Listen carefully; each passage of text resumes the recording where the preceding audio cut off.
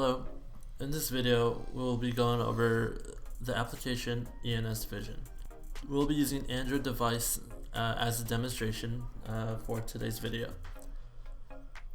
On the Android device, go to the Play Store and search for ENS Vision. Once found, go ahead and select it and install. Go ahead and accept any requests and permissions and download.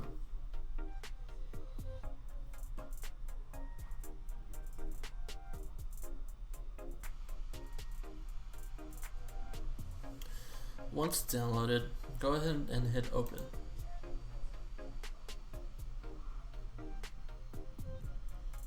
Select your country region by typing in USA at the top search bar. Select USA and hit the check mark in the upper right hand corner.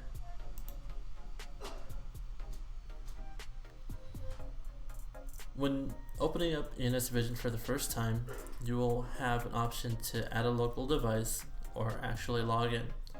Today we're going to log in to use the P2P function. When logging in without a username or password, there's a register option on the bottom left hand corner of the screen. Go ahead and select register, and you'll have to accept the policies, and you can register either by phone number or email. To register by email, click the email link at the bottom and type in your email.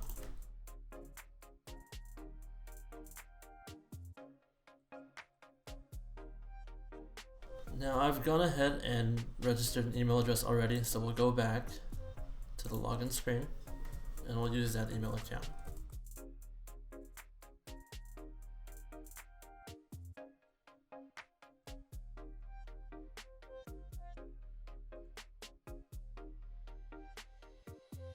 Once logged in, you'll have an option to add a device via QR code by hitting the center plus sign, or we can add a device manually by hitting the upper right hand corner icon. We're going to go ahead and hit the upper right hand corner and manually add a device by IP. Adding type ENS Vision domain is the serial number or the P2P function. We're going to select IP domain for this time. Fill in the necessary information to add the recorder and hit the save icon at the upper right hand corner once finished. Once added and confirmed, you'll have a Start Live View option at the bottom of the screen. Select Start Live View and it will take you to your camera system. For our demo system, we have a single camera on a 8-channel system.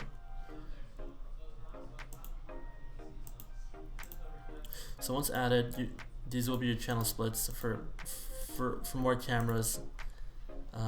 We can add here. On the bottom of the screen, you have a couple options.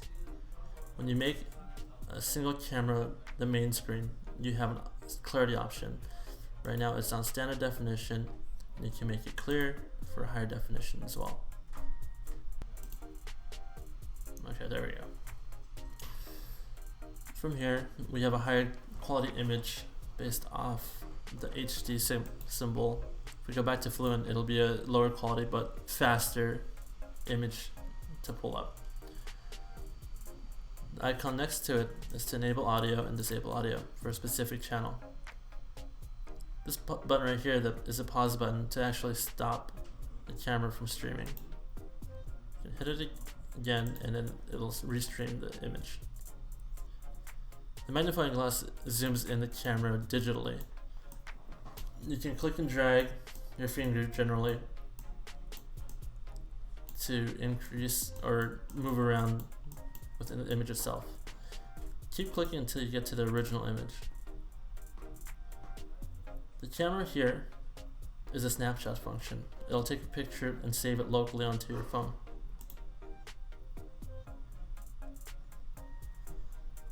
The camcorder right here will record the image currently being streamed. to your phone locally.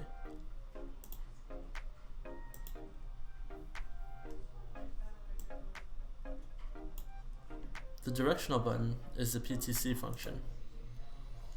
If your camera is a PTZ, you'll have the option to actually move it around. Currently the camera we're using is a PTZ, so we're able to use this functionality.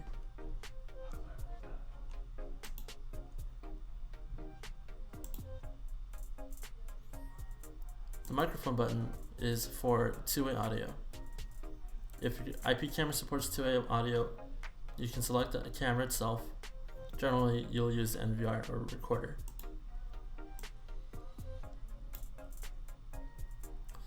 The alarm function is for alarm out options.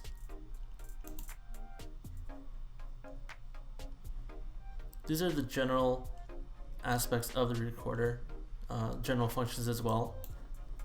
And we can go here and we can create more options. We can edit the device.